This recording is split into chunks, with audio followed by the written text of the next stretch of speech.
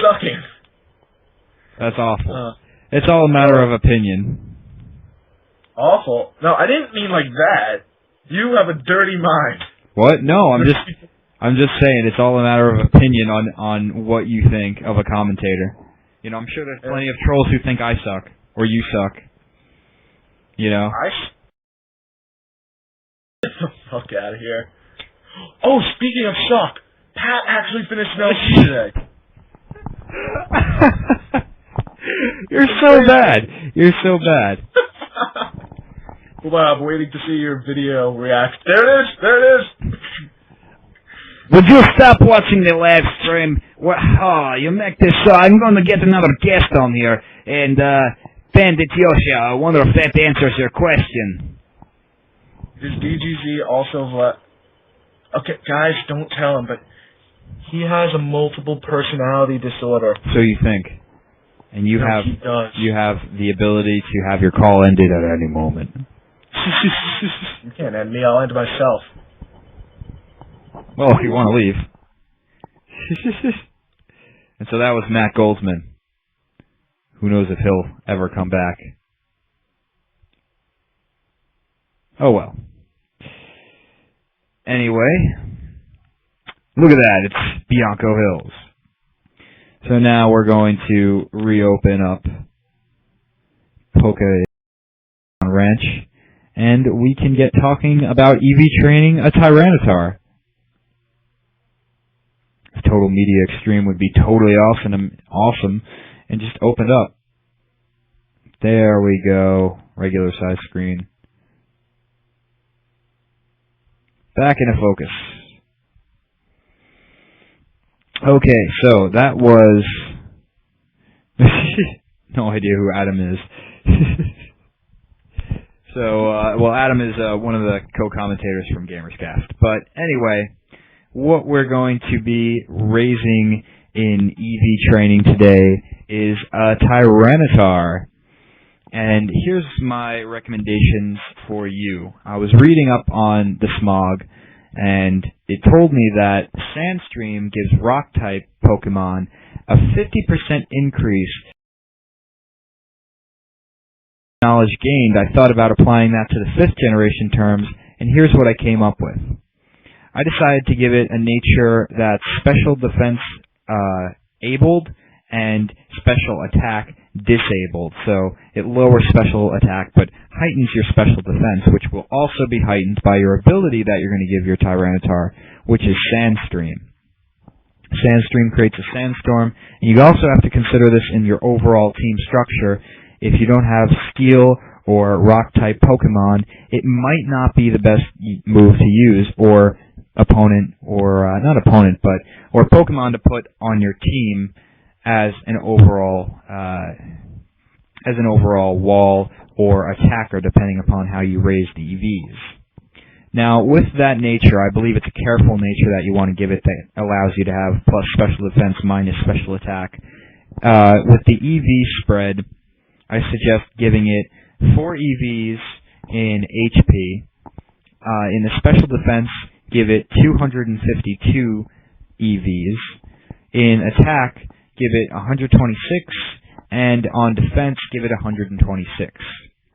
Now, I recommend that you raise your Pupitars and Larvitars up to your Tyranitars through eggs. I don't recommend going out and catching a wild one, because you're going to miss out on some of the moves that are crucial to the way that this Tyranitar is set up as being a massive attacking wall. And the way that I like to set this one up is to be somewhat invincible. The moves that I gave it were Earthquake, because that's just something that is crucial for every Tyranitar. It's such a big bolstering move that has great amount of accuracy and hits a decent amount of Pokemon. But that's not all. You have an option, you have versatility here, if you want to do A, more damage with Rock Slide, or B, which I suggest B, have Smackdown and try the 5th generation option of using Smackdown, which is also a physical rock type move, but can have the bonus of taking down opponents with Levitate and the flying types. So, any flying types you come across, you're going to knock him out with Earthquake once you hit him with a rock with Smackdown, if Smackdown doesn't already super effectively knock them out. But, like I was mentioning earlier in this live stream, Electros, that levitating eel Pokemon, such a hassle. This is a great way to take it out. Even though Smackdown does about 50 damage, if you give it an item like one of the bands or scarfs, or even a Life Orb for that matter, a Life Orb could also be very well because I also give you the option of putting Rest on this Tyranitar. But even though Smackdown does about 50 damage, it's worth taking that Electros down.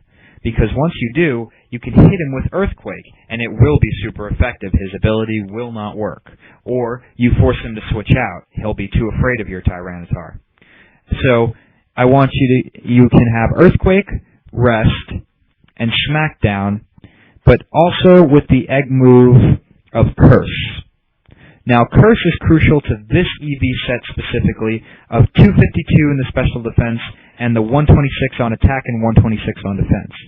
I maxed out, or almost maxed out my special defense, gave it a bit more on HP because I want to build it up with an egg move of Curse. Now, what Curse does, if you ever use it on a Ghost-type Pokemon, is it cuts its HP in half and sets like a nightmarish HP chopping away at your opponent effect. But this also tends to be kind of faulty when you use it in Ghosts, because if you look at my one of my recent episodes of the Crystal Walkthrough where I verse Morty, most of the times Curse ends up taking out those Pokemon. But Tyranitar's a rock/dark type, which means it won't be affected the same way with Curse. What is affected, it's switched for that Pokemon. Instead of taking away HP, it's attack, and it boosts defense. But it lowers your speed. That's the only caveat, is that it lowers your speed.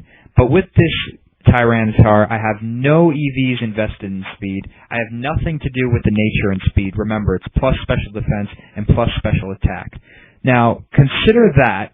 Consider where you want to start the battle with cursing. You just want to keep cursing, keep raising your attack, keep raising your defense, so your Earthquake or your Smackdown will be supercharged. You also have some versatility, I should tell you before getting on with explaining how you power up the moves. You also have versatility of Pursuit, or a strong dark type move, a strong dark physical move, because you're boosting your attack with Curse. Somebody suggested Dragon Dance. There are many ways to raise this Tyranitar. Dragon Dance, you also have the option through egg moves. Outrage, you can gain through egg, which it does 120 damage, but you might want to attach a berry to it, a Prism Berry, and make it not have rest, so it's more of a physical sweeper.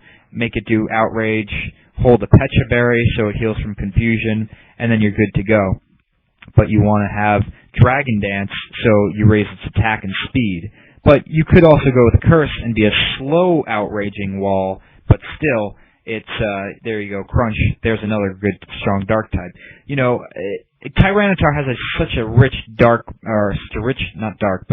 a rich move pool, being a dark rock type monster Pokemon. Another nice option you have is the Elemental Fangs, Fire Fang, Ice Fang, and Thunder Fang, it's Thunder Fang, I believe, and that's the electrical version of that. And I believe that does 75 damage, and it gives you the power of Fire, Ice, and Electric. So that also makes Tyranitar a great sweeper in that realm, if you want to just boost up your moves with Curse, and then have three moves to cover your ass all around. That's a possibility. But the way that I suggest you raise this particular Tyranitar is you keep raising up Curse. You start out the battle cursing it off. Right out onto the battle, you're packing mainline special defense EVs, so he's a wall in special defense. Plus his nature is also boosting special defense. Plus, he's also got Sandstream, which boosts it 50% more. So his special defense is to the roof. It's to the max. So even if you're hit with a water-type Pokemon that's pretty bulky and has some invested EVs in special attack or attack, depending upon what water move it uses, it's going to have a hard time taking out your Tyranitar.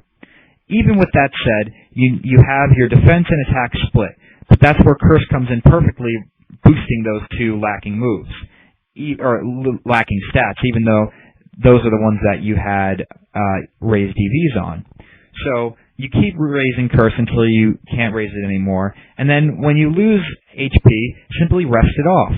And you have the option of having a Life Orb here to raise your power, having leftovers to progressively just add more HP as you go along, maybe not worry about resting, or adding a berry to wake yourself up like a lumberry from sleep.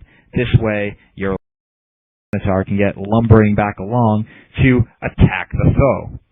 But that's how I recommend you run it, and once you have it boosted up, its Earthquakes will be hella powerful. It's going to have some massive defense stats, massive special defense, and Rest will make it a hella annoying Pokemon to take out. Just when your opponent thinks that it's whittled it down, your massive Earthquakes that it's going to be having to sustain, and Smackdown, which doesn't even allow your opponent to bring in flying types or levitation moves to avoid your Earthquake, it's a killer combo. So that is what I recommend for raising a Tyranitar on this week of EV Pokemon of the Week. Let me know what you guys think. If you guys have other ideas on how to raise a Tyranitar, maybe post in the comment section of my YouTube if you got ideas for Pokemon you want to see me talk about in EV Pokemon of the Week, EV Training of the Week. Then go ahead and comment there.